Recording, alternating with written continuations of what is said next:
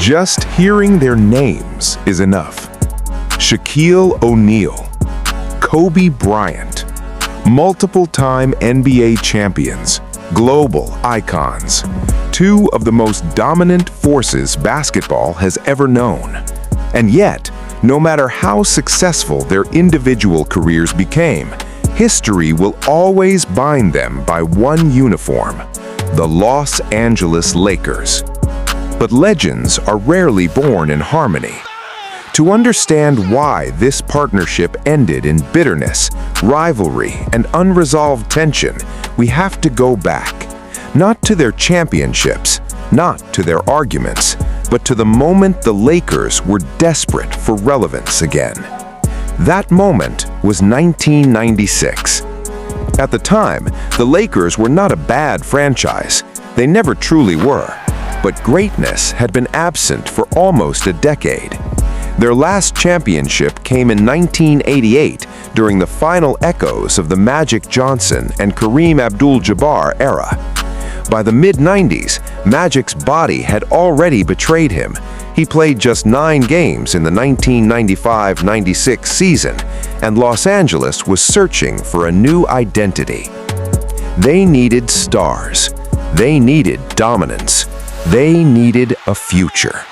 And in the summer of 1996, two separate paths, one established, one barely beginning, collided in a way that would define the NBA for nearly a decade.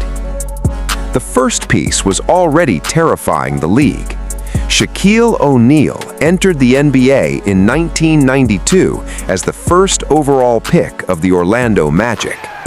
From the moment he stepped onto an NBA floor, it was obvious this was not a normal center. He was stronger, faster, and more physically overwhelming than anyone guarding him. Backboards shattered, defenses collapsed, and within just 3 seasons, Shaq had already carried Orlando to the 1995 NBA Finals. They lost to the Houston Rockets, but the message was clear. Shaquille O'Neal was a franchise player. Yet, Orlando hesitated. Contract negotiations turned into public theater. The Magic even allowed a fan vote to decide whether Shaq was worth a massive contract, a move that backfired spectacularly. The city hesitated, Shaq noticed, and Jerry West, watching from Los Angeles, did not. The Lakers offered Shaq a 7-year, $121 million contract, the largest in franchise history. Shaquille O'Neal left Orlando not just for money, but for respect, and he arrived in Los Angeles as the undisputed centerpiece of the Lakers' future. The second piece of the puzzle couldn't have been more different. Kobe Bryant was just 17 years old. In an era when players were expected to spend years in college, Kobe declared for the 1996 NBA draft directly out of Lower Merion High School. He had the skill, he had the confidence, but teams didn't trust teenagers. He worked out for multiple franchises: the Clippers, the Celtics, the Nets. The Nets even considered drafting him with the 8th pick until Kobe made something clear. He did not want to play there. He wanted the Lakers. When draft night arrived, Kobe was selected 13th overall by the Charlotte Hornets, a team that never intended to keep him. Within moments, Jerry West finalized the trade. Veteran center Vlade Divac to Charlotte, Kobe Bryant to Los Angeles. It was one of the greatest draft night decisions in NBA history. Suddenly, the Lakers had everything: a dominant superstar in his prime, and a teenager who believed he was destined to rule the league. They joined the same team in the same summer, but they arrived with completely different mindsets. Shaq was already a star, charismatic, playful, comfortable with attention, loved by teammates, loved by the media. Kobe was not interested in being liked. From day one, he made his intentions clear. He wasn't in the NBA to learn. He wasn't there to wait. He was there to dominate. Shaq noticed, and he didn't appreciate it. Shaq later admitted he had no interest in babysitting an 18-year-old who believed he already belonged at the top. Their personalities were opposites, not complementary ones. This wasn't balance, it was friction waiting to ignite. The 1996-1997 Lakers season masked the tension. The team won 56 games and finished fourth in the Western Conference. Shaq missed 31 games due to injury, but when healthy, he was unstoppable, averaging 26 points, 12.5 rebounds, and 2 blocks per game, earning an All-Star selection. Kobe, meanwhile, was still a role player. He averaged just 7.6 points per game, but his work ethic was impossible to ignore. He trained relentlessly, desperate to prove he belonged and to prove he was more than a teenager filling minutes. In the playoffs, the Lakers eliminated the Portland Trail Blazers in the first round, but the second round exposed everything. Facing the Utah Jazz, led by veterans Karl Malone and Stockton, the Lakers struggled. In Game 5, with elimination on the line, Shaq fouled out. The moment belonged to Kobe, or so he thought. Instead, Kobe missed 4 straight shots in crunch time, 4 air balls. The missed shots in Utah did not humble Kobe Bryant. They sharpened him. That failure wasn't a setback, it was fuel. When the 1997-98 season began, Kobe was still technically a reserve, but his presence was already impossible to ignore. His confidence grew faster than his role, and his ambition grew faster than the Lakers' patience. Every possession felt like a test. Every minute on the floor felt like an audition. Fans felt it immediately. Kobe's fearlessness, footwork, and unshakable confidence made it seem like the future was arriving in real time. His scoring jumped from 7.6 to 15.4 points per game, along with significant increases in minutes and assists. He was no longer just a promising prospect, he was becoming a headline. The defining moment came at All-Star Weekend. Still a teenager, Kobe won the slam dunk contest. Soon after, he was voted an All-Star starter by the fans. Inside the locker room, that mattered. Shaquille O'Neal noticed. On paper, Shaq remained the unquestioned leader. He dominated the league physically, averaging 26 points and 12 rebounds. But leadership in the NBA isn't decided by numbers alone. Attention matters, narrative matters, and slowly, Kobe was becoming the player people talked about most. That contrast, dominance versus attention, was where the partnership began to bend. The Lakers finished the season with 61 wins and reached the Western Conference Finals, where they met the Utah Jazz once again. This time, the result was brutal. Utah swept Los Angeles in 4 games. Experience beat youth. Structure beat chaos. And the cracks inside the Lakers became impossible to hide. During a preseason scrimmage the following year, tension exploded. Kobe accused Shaq of complaining instead of finishing plays. Shaq took it personally. Trash talk turned into a physical confrontation, and teammates had to step in. From that moment on, the relationship changed. Shaq tried to smooth things over off the court, inviting the team to a party. Kobe didn't attend. Instead, he stayed in the gym, training obsessively, reinforcing the mindset that would later be known as the Mamba mentality. The conflict soon became public. Shaq criticized Kobe's shot selection, calling him selfish. Kobe questioned Shaq's discipline and commitment. Despite the tension, the Lakers kept winning. The 1998-99 season was shortened by a lockout. Kobe reached 20 points per game. Shaq remained dominant. But the postseason exposed deeper flaws. After eliminating Houston, the Lakers were swept by the San Antonio Spurs. The experiment was failing. The franchise chose to intervene. Head coach Del Harris was fired, and the Lakers hired Phil Jackson. Jackson arrived with championships, authority, and a system built around Shaq's dominance. Shaq responded with the best conditioning of his career. Kobe began the 1990-2000 season injured but refused to stop improving. When both stars were healthy, everything clicked. Shaq became unstoppable and won The 2000 NBA Finals were supposed to be the moment of ultimate validation. For the Los Angeles Lakers, it was proof that pairing overwhelming physical dominance with relentless ambition had worked. For Shaquille O'Neal, it was the coronation of one of the most dominant big men in decades. For Kobe Bryant, it was confirmation that he belonged on the biggest stage, even if the spotlight wasn't fully his yet. Their opponent, the Indiana Pacers, led by Reggie Miller, promised intrigue on paper. In reality, the series became a showcase of Shaq's supremacy.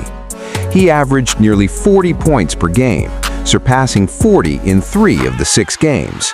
Double teams, triple teams, strategic adjustments, none of it slowed him. Indiana simply had no answer. Kobe's role was about to be tested in an unexpected way. Early in Game 2, he severely sprained his ankle, missing significant time. Indiana won 2 games during his absence or while he was limited. But in Game 4, with Shaq fouled out, the burden shifted entirely. Kobe responded with 28 points, carrying the Lakers to a critical overtime victory. When Game 6 ended, the Lakers were champions. Shaq won Finals MVP, and the first person he embraced in celebration was Kobe. From the outside, it was perfection. Inside, tensions remained. That summer revealed the contrast between them more sharply than ever. Kobe trained relentlessly, refining his game and preparing to expand his role. Shaq rested. He celebrated. He enjoyed being Shaq. The 2000 to 2001 NBA season started slowly. Shaq openly suggested the team's early struggles proved who truly drove their success, a comment that didn't go unnoticed. By mid-season, Shaq returned to peak form. The Lakers finished with 56 wins. Shaq averaged 28.7 points and 12.7 rebounds. Kobe had his best season yet, 28.5 points, 6 rebounds, and 5 assists. When the playoffs began, the Lakers became nearly unstoppable. They swept Portland, Sacramento, and San Antonio, 11 consecutive victories. The tension between Shaq and Kobe seemed irrelevant once the games mattered most. In the 2001 NBA Finals, they faced the Philadelphia 76ers, led by MVP Allen Iverson. Iverson delivered one of the most iconic performances in Finals history, scoring 48 points in Game 1 and handing the Lakers their only playoff loss. But Phil Jackson adjusted, and Shaq and Kobe overwhelmed Philadelphia in 4 straight games, another championship. In the locker room, Shaq promised Kobe they would win 3 in a row. The 2000 to 2001-2002 season followed a familiar script: public tension, private resentment, and on-court excellence. Kobe criticized Shaq's conditioning. Shaq questioned Kobe's decision-making. The media called it sibling rivalry, but it was deeper, about control, identity, and legacy. The Lakers still won 58 games. They dismantled Portland and San Antonio, then faced Sacramento in a legendary Western Conference Finals. Close games, physical play, and controversial officiating culminated in a Game 7 overtime victory. In the 2002 NBA Finals, the Lakers swept the New Jersey Nets. Shaq claimed his 3rd straight Finals MVP. Phil Jackson earned a 3rd consecutive three-peat as coach. From a historical perspective, this was the peak: 3 championships. By the time the 2003 playoffs ended, the dynasty was no longer whole. The loss to the San Antonio Spurs wasn't just another postseason failure, it was a warning. The Lakers were still talented and still feared, but they were no longer united. And in a league defined by thin margins, unity mattered more than anything else. The 2003-04 season began in chaos before the opening tip. Shaquille O'Neal wanted a new contract, a maximum deal he believed he had earned through 3 championships, 3 finals MVPs, and his cultural impact on the franchise. The Lakers hesitated. Kobe Bryant, younger and entering his prime, represented the future.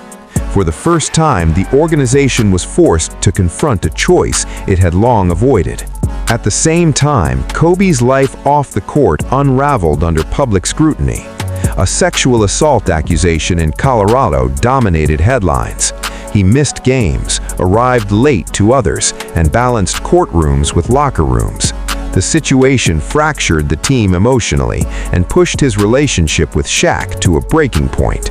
Kobe later admitted he expected a call from Shaq, a sign of support. It never came. Shaq felt disrespected.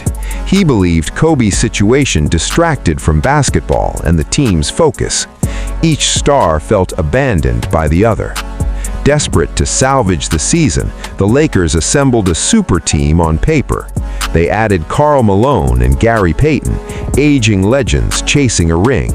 On talent alone, the roster looked unstoppable. In reality, it was unstable from the start. Kobe isolated himself, training obsessively and fully embracing the mindset that would define the rest of his career, the Mamba mentality. To him, no one worked harder, no one wanted it more. That belief hardened into resentment.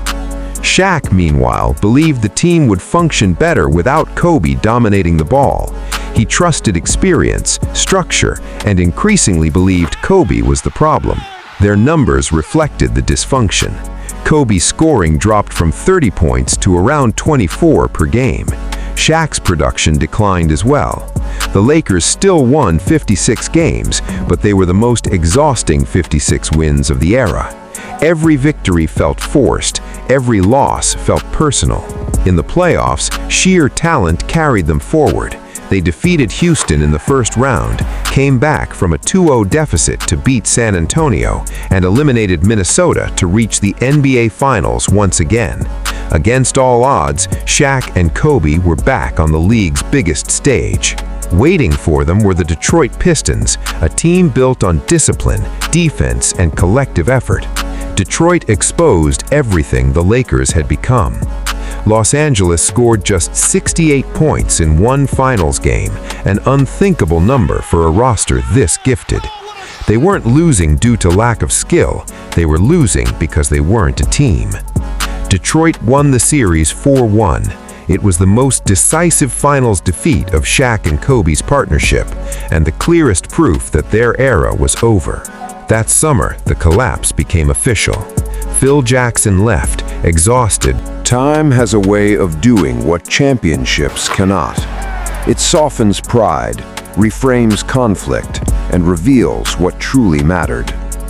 After the breakup, Shaquille O'Neal and Kobe Bryant followed separate paths, each driven by something deeper than trophies. They weren't trying to prove themselves to the league anymore. They were trying to prove something to each other.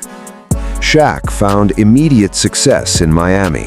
Alongside Dwayne Wade, he accepted a new role and recommitted physically. In 2006, the Miami Heat won the NBA championship. It was Shaq's 4th ring, one more than Kobe had at the time. For Shaq, it was validation, proof that he could win without Kobe. For Kobe, it became fuel.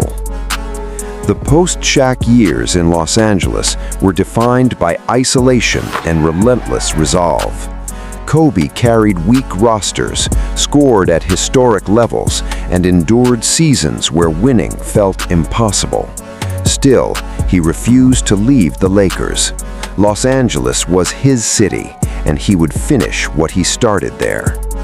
In 2008, Kobe won the league MVP and returned to the NBA Finals, only to lose to the Boston Celtics. Once again, it was a reminder that individual greatness alone was not enough. Everything changed with the arrival of Pau Gasol. Unselfish, skilled, and emotionally intelligent, Gasol gave Kobe the partner he needed. Together, they rebuilt the Lakers. In 2009 and 2010, Los Angeles won back-to-back championships. 5 rings, the same number as Shaq.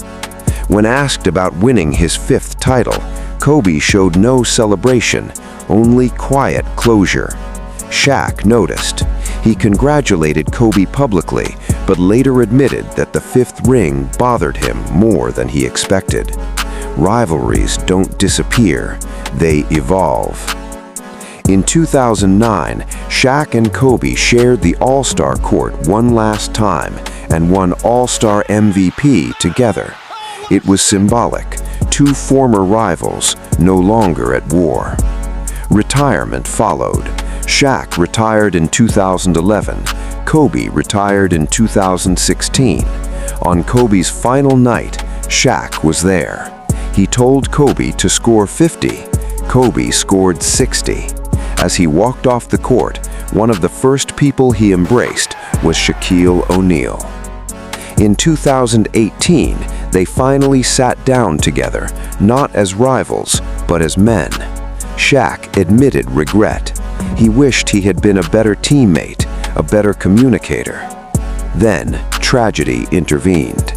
In 2020, Kobe Bryant and his daughter Gianna died in a helicopter crash. The basketball world stopped. At Kobe's memorial, Shaq spoke through tears. There was no rivalry left, only loss. Shaq and Kobe won 3